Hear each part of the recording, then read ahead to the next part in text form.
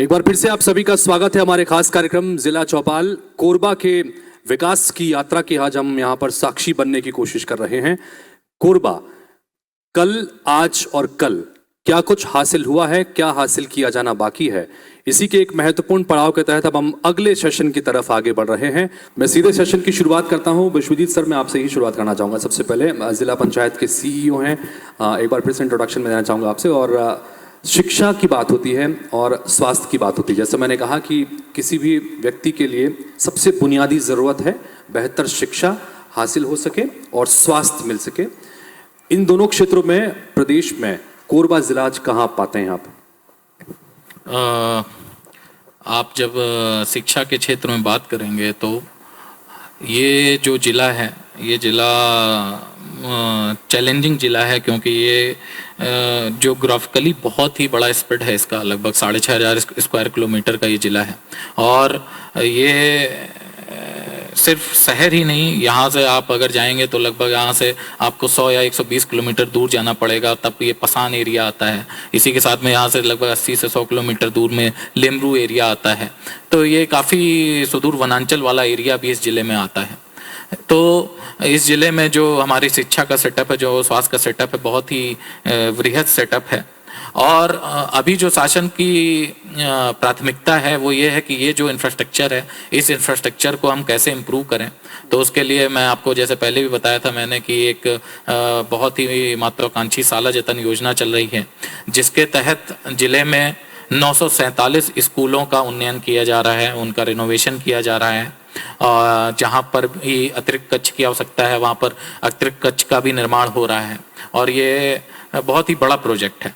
इसी के साथ में क्योंकि अब लोगों के बीच में इंग्लिश मीडियम एजुकेशन को भी लेकर के काफ़ी डिमांड है, लोग मांग करते हैं, ग्रामीण एरिया में भी मांग करते हैं, जो कि पहले वहाँ पर उपलब्ध नहीं था। तो अब शासन की तरफ से Swami Atmanand English medium school भी खोले जा रहे हैं। और इसके साथ में कई हिंदी मीडियम स्वामी आत्मानंद भी खोले जा रहे हैं, ताकि जो हमारे हिंदी मीडियम के स्कूल हैं वहाँ पर भी हम अलग अलग पॉकेट्स में कुछ सेंटर्स ऑफ एक्सीलेंस डेवलप कर सके। मैं डॉक्टर साहब आपसे जानना चाहूँगा कि स्वास्थ्य जो है वो मैंने बताया भी कि सबसे बुनियादी ज़रूरत है, और बेहतर स्वास्थ्य मिल सके उसके लिए कोरबा में क्या कुछ खास तौर पर किया जा रहा है जो विश्वजीत जी ने बताया, उसके अलावा भी अगर आप किसी चीज़ का मेंशन करना चाहें। देखिए, स्वास्थ्य के क्षेत्र में कोरबा में हमारे यहाँ जो स्वास्थ्य की संस्थाएं होती हैं, जैसे मेडिकल कॉलेज हॉस्पिटल हो गया, हमारी सामुदायिक स्वास्थ्य केंद्र जो तहसील स्तर पे होती हैं, ब्लॉक स्तर पे, इसके अलावा हर 20-25 हज़ार की आबादी में प्राथमिक स्वास्थ्य केंद्र हैं। अर्बन एरिया में खास करके हमारे पास काफ़ी अच्छा सेटअप है गवर्नमेंट की नीति के तहत, जिसमें यहाँ पे एक सामुदायिक स्वास्थ्य रानी धनराज कुंवर हॉस्पिटल भी दिया गया है, जिसमें अभी यहाँ पे सिजेरियन ऑपरेशन की भी सुविधा है। और NBSU जो बच्चों को ट्रीटमेंट देते हैं उसके लिए एक चाइल्ड स्पेशलिस्ट भी यहाँ पे DMF के द्वारा रखा गया है। उसी तरह से जो सामुदायिक स्वास्थ्य केंद्र है हमारे यहाँ, उन सभी सामुदायिक स्वास्थ्य केंद्रों में स्त्री रोग विशेषज्ञ है। ये एक बहुत अच्छी बात है, ये कोरबा में ही हो पाया है, क्योंकि DMF के द्वारा कई जगह हमने स्त्री रोग विशेषज्ञ रखा है। साथ में कोरबा के जैसे कटघोरा एरिया में एक एनेस्थेसिया को भी हमने DMF से रखा है, जो कि जनरली CSC स्तर पे एनेस्थेटिस्ट कहीं नहीं है दूर तक पूरे स्टेट में। तो ये एक अच्छी बात है। और FRU होने से हमारे पास ब्लड सेंटर भी लगभग, जैसे पाली का एरिया है, कटघोरा है और करतला का एरिया है, इस तरह से लगभग सभी दिशाओं में ब्लड सेंटर भी हमने रखे हैं। शासन की मंशा से अभी ब्लड बैंक भी चालू होने वाला है, जो सैंक्शन हो गया है बिल्डिंग का प्लस उसके सभी इंस्ट्रूमेंट का। तो करतला और कटघोरा में एक ब्लड बैंक भी चालू हो जाएगा। इसके अलावा हमारे पास लगभग 5 से 6 हज़ार की पॉपुलेशन के लिए उप स्वास्थ्य केंद्र हैं, लगभग यहाँ पे 255, और जिनको गवर्नमेंट का जो अभी आयुष्मान भारत का स्कीम है उसके तहत उनको हेल्थ एंड वेलनेस सेंटर में अपग्रेड किया गया है, जिसमें कि एक CHO जो होते हैं, एक पद होती है कम्युनिटी हेल्थ ऑफिसर की, वो प्रोवाइड की गई है। तो यहाँ पे अच्छी बात है कि हमारे ज़िले के सभी हेल्थ एंड वेलनेस सेंटर में एक CHO का एक पद दे दिया गया है और पद स्थापना भी हो गई है जी। इसके अलावा जहाँ पे हमारा स्वास्थ्य केंद्र नहीं है वहाँ पे शासन ने, जैसे आदरणीय मुख्यमंत्री जी के मुख्यमंत्री हाट बाजार योजना के तहत यहाँ पे 99 हाट बाजार के रूप में चिन्हित किया गया है, जिसमें एक डेडिकेटेड वाहन और एक डेडिकेटेड टीम जाती है। तो इस तरह से जिन जगहों में हमारी स्वास्थ्य संस्थाएं नहीं हैं, वहाँ पे लोगों को इन हाट बाजार की गाड़ियों के द्वारा भी सेवा दी जा रही है। भारद्वाज जी, आपसे जानना चाहेंगे एजुकेशन के संदर्भ में, चूंकि विश्वजीत जी ने बताया कि एक अच्छा इंफ्रास्ट्रक्चर यहाँ पर तैयार किया जा रहा है और पहले से तैयार भी है, उसके बावजूद चूंकि मीडिया में हम हैं तो कई बार इस तरह की खबरें निकल के सामने आती हैं कि स्कूल में भवन जर्जर स्थिति में है, कहीं छत टपक रही है या कहीं पर सुविधाएं नहीं मिल पा रही हैं, बच्चे पेड़ के नीचे पढ़ने को मजबूर हैं। ये जो सुविधाएं हैं, इस तरह के चैलेंजेस कोरबा में भी होंगे। आप इस चैलेंजेस को किस तरह से देखते हैं और इसको दूर करने के लिए क्या कुछ किया जा रहा है? जी, यहाँ भी ऐसी स्थितियाँ निर्मित थी। मुख्यमंत्री स्कूल जतन योजना के तहत हमने 947 विद्यालयों में ऐसे भवन चिन्हांकित किए जिले में जहाँ पर छत टपक रहा है, मरम्मत की आवश्यकता है या जहाँ पर जर्जर है, अतिरिक्त कक्षा की आवश्यकता है। तो ऐसे 947 विद्यालयों को चिन्हांकन किया गया, राज्य से सैंक्शन भी हो गया और अभी कार्य जारी है, जिसमें 579 विद्यालय मरम्मत हो रहे हैं और 368 विद्यालयों में जहाँ पर भवन जर्जर हो गया है, डिस्मेंटल लायक है, तो वहाँ पर एडिशनल रूम बनाया जा रहा है। और जो बाकी जो योजनाएं हैं, जैसे स्वामी आत्मानंद का इस बार जिक्र होता है, ये जिले में किस तरह की परिस्थिति है? 15 इंग्लिश मीडियम महाविद्यालय है, कॉलेज है, स्कूल है। और हमारे जिले में पहला जिला है छत्तीसगढ़ का, जहाँ पर 3 स्वामी आत्मानंद विद्यालय, पाली, हरदी बाजार और पंप हाउस कोरबा, यहाँ पर CBSE कोर्स लागू है। विश्वजीत जी, चूंकि हम लोग अभी लगातार भेंट मुलाकात भी यहाँ पर मुख्यमंत्री ने लगातार पूरे प्रदेश भर में की है और सबसे ज़्यादा वहाँ पर अगर कोई रेस्पॉन्स मिलता था और सवाल होते थे लोगों की तरफ से, तो वो इसी आत्मानंद स्कूल को लेकर होते थे। आपके ज़िले में चूंकि आपने जिक्र भी किया और भारद्वाज जी भी बता रहे हैं कि आत्मानंद स्कूल चल रहे हैं और बेहतर स्थिति में है, किस तरह का रिस्पॉन्स यहाँ पर मिल रहा है और कोरबा जो है पूरे प्रदेश में किस स्थान पर आप पाते हैं? व्यास जी, जैसा आपने पूछा ये क्वेश्चन कि जब CM साहब भेंट मुलाकात में आते थे तो हर जगह पर इस चीज़ को लेकर कुछ लोग शिकायत भी करते थे, कुछ लोग मांग भी करते थे कि हमें ये सुविधाएं चाहिए। और शायद उसी को देखते हुए ये जो साला जतन योजना लाई गई है। और इसके बाद में जो स्वामी आत्मानंद है, स्वामी आत्मानंद स्कूल को लेकर यहाँ पर बहुत ही ज़्यादा डिमांड भी है और लगभग हर जगह से मांग आ रही है कि हमारे स्कूल का उन्नयन स्वामी आत्मानंद में होना चाहिए। और मैं आपको अभी का डेटा देना चाहूँगा कि हमारे लगभग 17,000 बच्चे स्वामी आत्मानंद हिंदी मीडियम में पढ़ रहे हैं, लगभग 7 से 8,000 बच्चे हमारे स्वामी आत्मानंद इंग्लिश मीडियम में पढ़ रहे हैं। हम लोग अपनी फुल कैपेसिटी पर हैं, हम उससे ज़्यादा बच्चे उन इंग्लिश मीडियम स्कूलों में नहीं ले सकते हैं। तो अब जैसे जैसे डिमांड आ रही है तो वैसे वैसे शासन के सहयोग से, जिला प्रशासन के सहयोग से हम लोग और भी स्कूलों को अब आइडेंटिफाई कर रहे हैं ताकि हम आगे चलकर जो भी डिमांड है उसको पूरा कर सकें। कुपोषण से लड़ने के लिए और बाल विकास या बच्चों में कुपोषण से दूर करने के लिए क्या कुछ खास किया गया है कोरबा में, अगर आप जिक्र करना चाहें या विश्वदीप सर आप जिक्र करना चाहें? कुपोषण हमारे देश की एक बहुत ही गंभीर समस्या है और इसको दूर करने के लिए छत्तीसगढ़ शासन द्वारा मुख्यमंत्री सुपोषण अभियान आरंभ किया गया था। और जब यह अभियान इस जिले में आरंभ किया गया था उस समय पर यहाँ पर जो कुपोषण की जो दर थी वो 23.8% के अराउंड थी, जो कि अभी घटते घटते 13.5% हो गई है। तो जो मुख्यमंत्री सुपोषण अभियान का जो एक टारगेट था वो ये था कि हमें हर वर्ष प्रतिवर्ष 2% कुपोषण को कम करना है। तो अभी जो वजन त्यौहार हुआ है उसके हिसाब से हम लोग उस टारगेट से ज़्यादा अच्छा कर रहे हैं। हमने लगभग 10% कुपोषण में कमी पा ली है और हमारा ये प्रयास है कि इस जिले से पूरी तरह से कुपोषण दूर हो। और इसके लिए हम लोग अपने यहाँ पर जितने भी 1 से 3 साल के बच्चे हैं उनको भी हम लोग गर्म भोजन दे रहे हैं, अंडा दे रहे हैं, केला दे रहे हैं।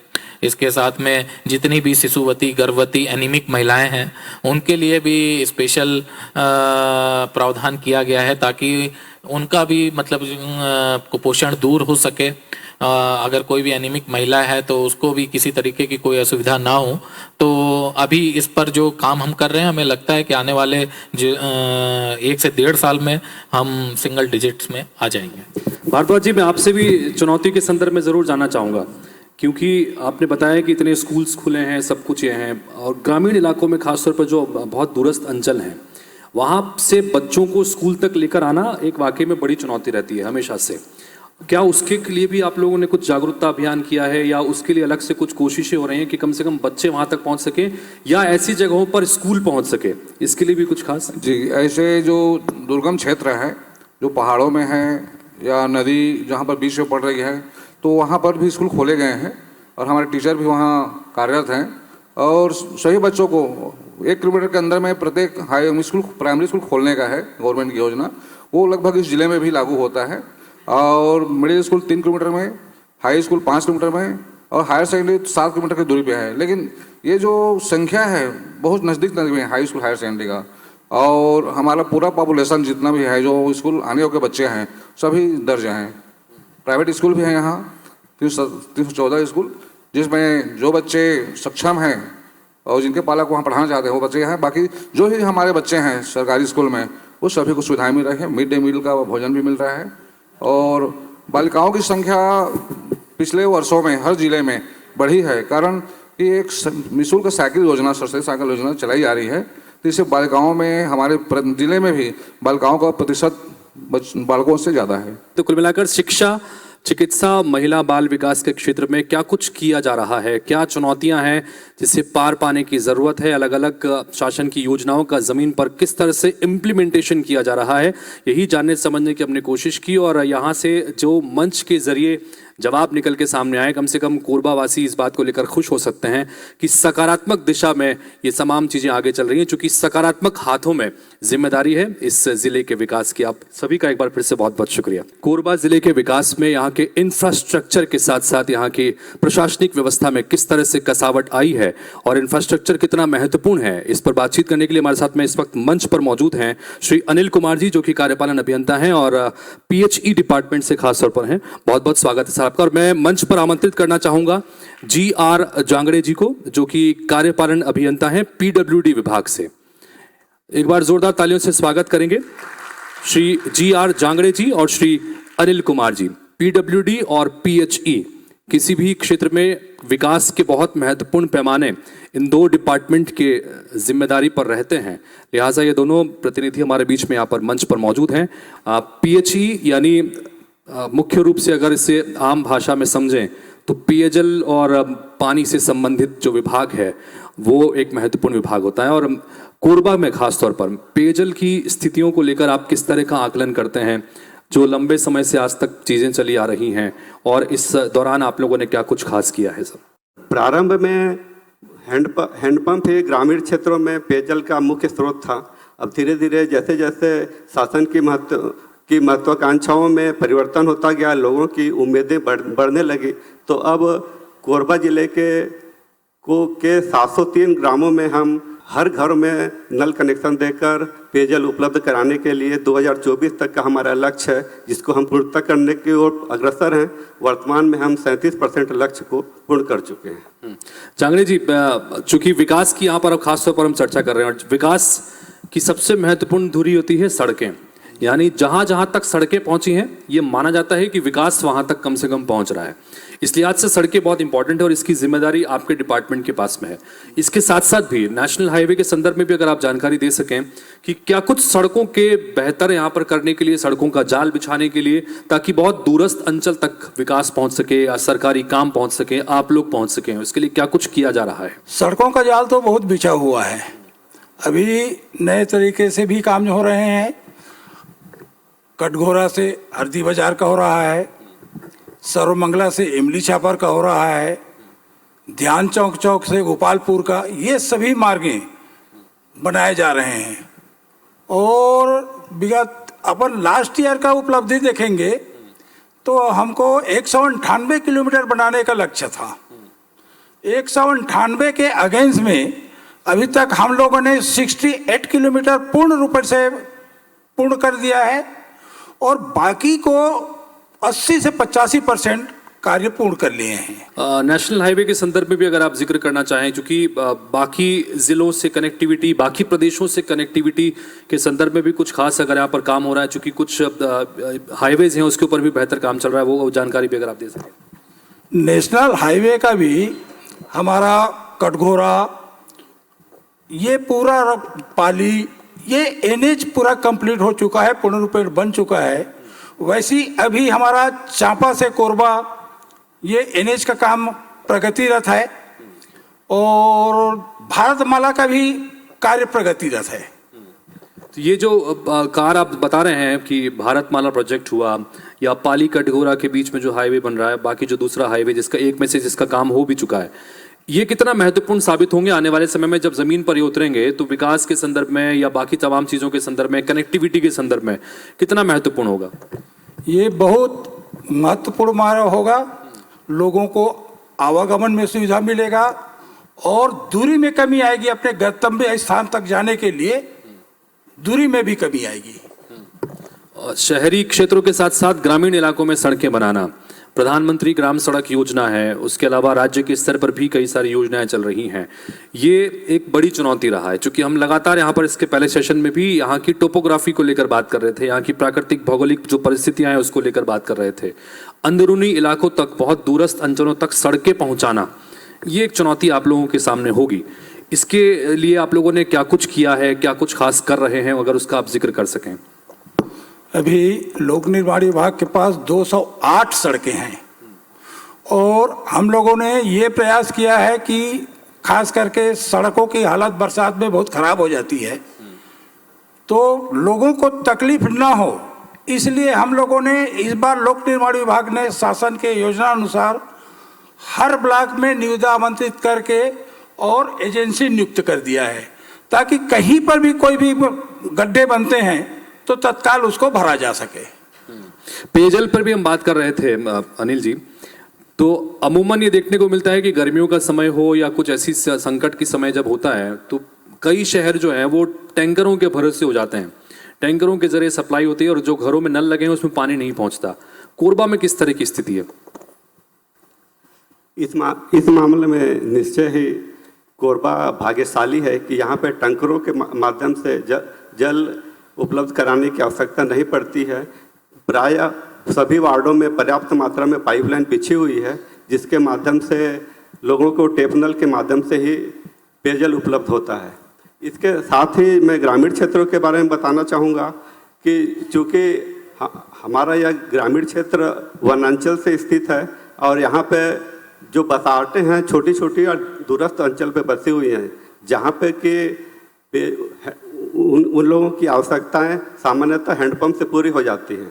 जल जीवन मिशन को लेकर चूंकि हम जगह जगह हमारे संवाददाताओं के जरिए जो ज़मीनी रिपोर्ट हमको मिलती है उसमें कई सारी चुनौतियां पेश आ रही हैं, वो चाहे नल कनेक्शन देने को लेकर हो या उस योजना को सही तरीके से इम्प्लीमेंटेशन करने को लेकर हो, क्योंकि बहुत महत्वाकांक्षी योजना है और जिसमें ग्रामीण इलाकों में भी घर घर तक नल पहुंचाने का एक लक्ष्य रखा गया है, लेकिन उसमें बहुत दिक्कतें आ रही हैं। कुछ चुनौतियों का भी जिक्र करना चाहेंगे और उसको दूर करने के लिए क्या कर रहे हैं आप लोग? जरूर चुनौतियाँ तो हैं। सामान्यतः कोरबा जिले के परिवेश में मैं ये बताना चाहूँगा कि कोरबा जिला वनांचल के साथ साथ ग्राउंड वाटर की पर्याप्त मात्रा यहाँ उपलब्ध नहीं है। ऐसी स्थिति में हम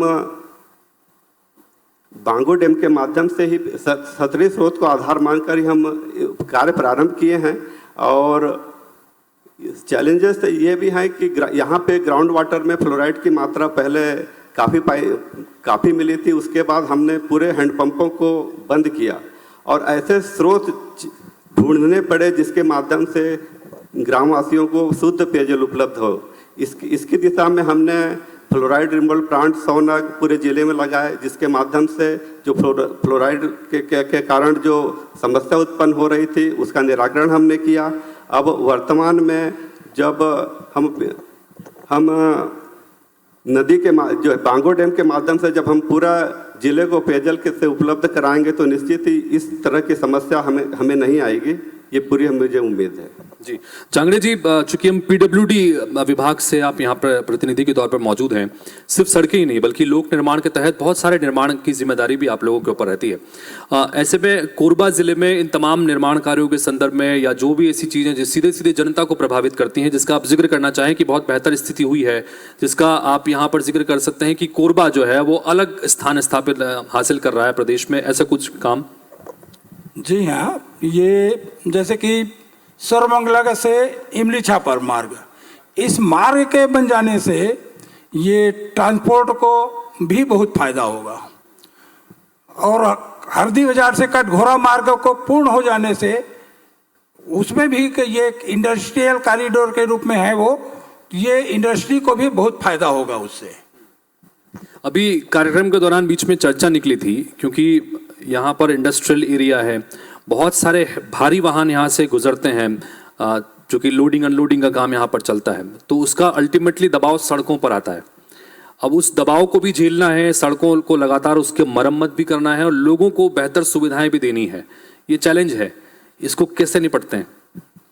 ये सब के लिए अभी हम लोगों ने सभी रोडों में जितने रोड में ट्रैफिक का दबाव ज़्यादा है, 4 लेन का प्रस्ताव शासन को भेजा हुआ है और बहुत से स्वीकृत भी हो गए हैं, जो काम भी चल रहे हैं। और वो रही सवाल, अभी तो यहाँ पर सब का कंक्रीट रोड बन रही है, इसलिए मरम्मत का सवाल नहीं उठता है, रोडों की स्थिति अच्छी है। और जो बीटी रोड हैं उसके लिए मैं बताया कि हमारे पास एजेंसी 12 माह के लिए हम लोगों ने लगा चुके हैं और हमको मरम्मत करने में कोई परेशानी नहीं है। अनिल जी, कुछ मैसेज यहाँ से देना चाहेंगे, या खासतौर पर आपके डिपार्टमेंट की तरफ से, क्योंकि पानी और स्वच्छ पानी और पीने के लिए अच्छा पानी मिल सके, ये प्राथमिकता आपके डिपार्टमेंट की रहती है। कोई संदेश देना चाहेंगे इस मंच के जरिए? मैं इस मंच के जरिए यह संदेश देना चाहता हूँ कि जो लोगों के घरों तक शुद्ध पेयजल उपलब्ध होता है, उसके पीछे एक बहुत बड़ा अमला कार्य करता है। उस पानी के महत्व को समझें और उसको वेस्ट न करें, पानी को बचाकर सुचारू रूप से उसका उपयोग करें। यह मैं आपके IBC 24 के माध्यम से यह संदेश देना चाहूँगा। आप भी चांगनी जी कुछ मैसेज अगर देना चाहें आखिर में? मैं जनता से एक ही चीज़ रिक्वेस्ट करूँगा कि रोड में एक्सीडेंट की मात्रा बहुत ज़्यादा होती है। हम लोगों के द्वारा साइन बोर्ड, सभी साइनेज लगाए जाते हैं, परंतु कुछ शरारती तत्वों के द्वारा उसको तोड़ दिया जाता है, जिसके कारण एक्सीडेंट की मात्रा में वृद्धि हो जाता है। तो कृपया ऐसा न करें। तो बहुत महत्वपूर्ण संदेश आपने दिया। आप दोनों का बहुत बहुत शुक्रिया इस चर्चा में शामिल होकर, इस सेशन में शामिल होकर अपनी बात रखने के लिए। PHE डिपार्टमेंट और PWD विभाग जो है वो बहुत महत्वपूर्ण है, और क्यों महत्वपूर्ण है ये भी हमने जानने समझने की कोशिश की। जाहिर तौर पर कई सारी चुनौतियां हैं जिस पर आप लोग काम कर रहे हैं और उम्मीद करते हैं कि बेहतर रिजल्ट्स इसके निकल के आएंगे। IBC 24 की तरफ से भी ढेर सारी शुभकामनाएं आपको, और एक बार फिर से बहुत बहुत शुक्रिया इस कार्यक्रम में शामिल होने के लिए। नमस्कार।